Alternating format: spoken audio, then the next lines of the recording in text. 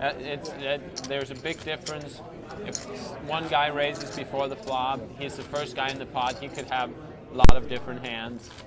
But once it's raised and re-raised, it usually narrows it down a little, and the strength of the hands is usually quite a bit higher. So it means that your own hands goes down in value, unless you really have a premium hand. So a hand like Ace-6 suited plays a lot better when you can get in there cheap with a lot of other players. So you get good odds for hitting your flush or whatever you're trying to hit. You flop the straight, you have the nuts, you can't be beat. You bet out as you've done before. He calls because he's kind of catching on to what you're doing. Now you can check on the turn and make him bet, make him take away the pot. You will win bigger pots when you flop the big hands. Don't try and trap too often. I'm not saying you should never trap, but keep it to a minimum. Be very aggressive, and also when you flop the big hands. Very aggressive, that will win you bigger pots in the long run. That's what you're trying to do, win the big pots. Sometimes you will have an amateur player sitting at the table, and you can feel the way he's shuffling his chips, the way he's sitting around the table. You get a good feel for what he has. Does he have a good holding, a weak holding? And you can use that information later. But a lot of times, most of the players, especially myself, what I do a lot of times, I look at my opponents, but I also make sure that if sometimes I have a really good hand, I shuffle my chips in one way, and the next time I have a really weak hand, I shuffle my chips in exactly the same way. So sometimes these tells can actually be a trap. So be careful when you put a tell on some person. Oh, you say, I know for sure, he had it last time, he has it this time, he did exactly the same nervous movement. Don't be too sure. You might be the one falling into a trap.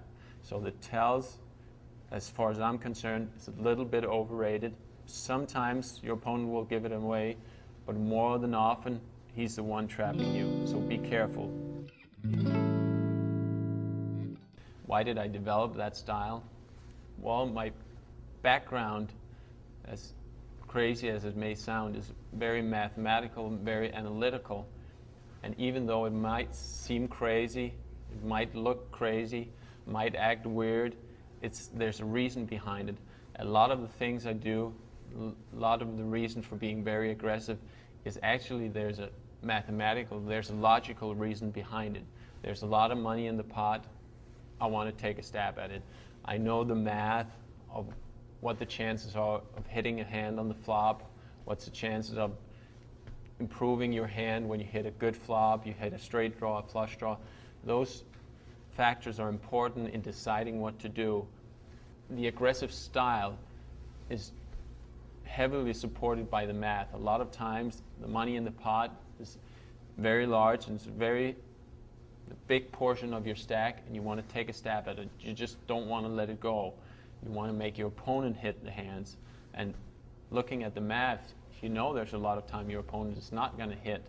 So sometimes, actually, even though I've emphasized how important position is, sometimes you can have situations where both players are looking to bluff, but they only want to bluff a little bit. They don't want to risk all their stack.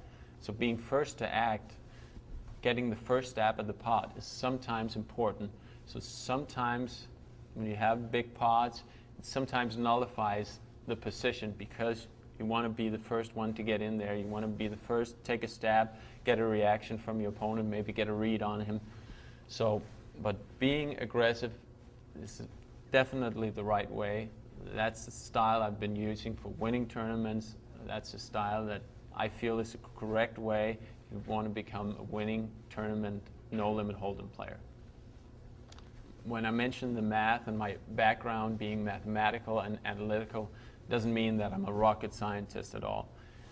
The math involved in the game of hold'em is often very simple. There's 52 cards. I hold 2, my opponent holds 2. There's going to be 5 cards on the flop. A lot of the times it's very simple. It's the probabilities of improving your hand, of making the flush. But sometimes what makes it difficult sometimes is you have a lot of different factors. You have the probability of hitting a flush, but you also have to make the educated guess of what is your opponent holding. So maybe the math warrants a call because you get a good enough pot odds, but maybe if you take into the equation that you don't know for sure what your opponent is holding, maybe the correct play is to raise. Maybe you can win the pot right there, and then you don't have to care about your pot odds.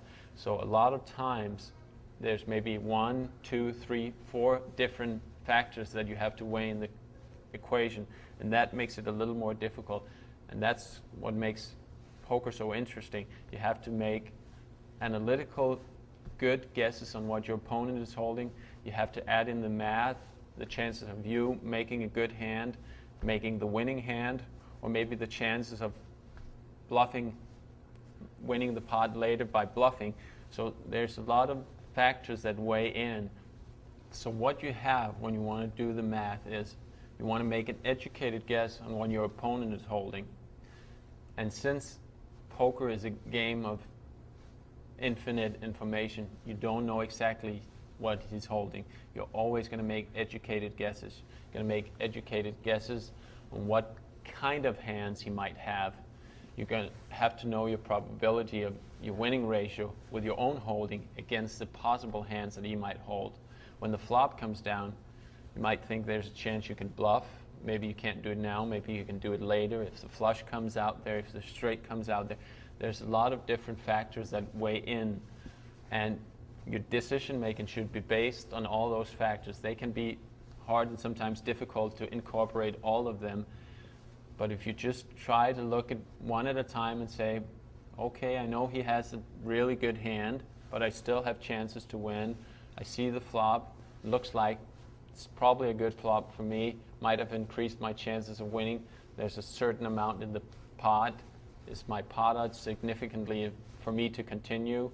Am I trying to bluff? Different factors, try and weigh them all in.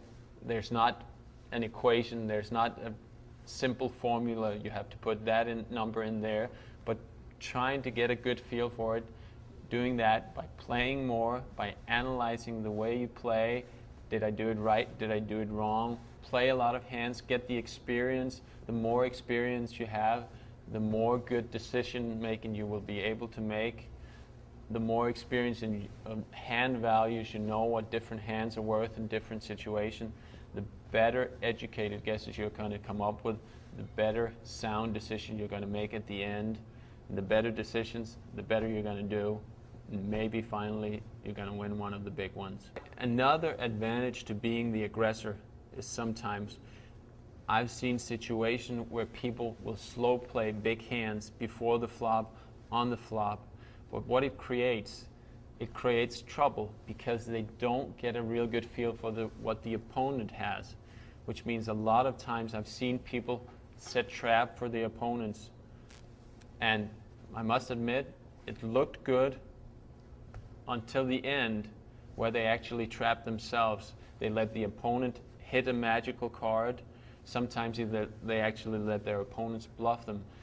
It's very important that you get a feel for your opponent. Be careful in trapping too early. Of course,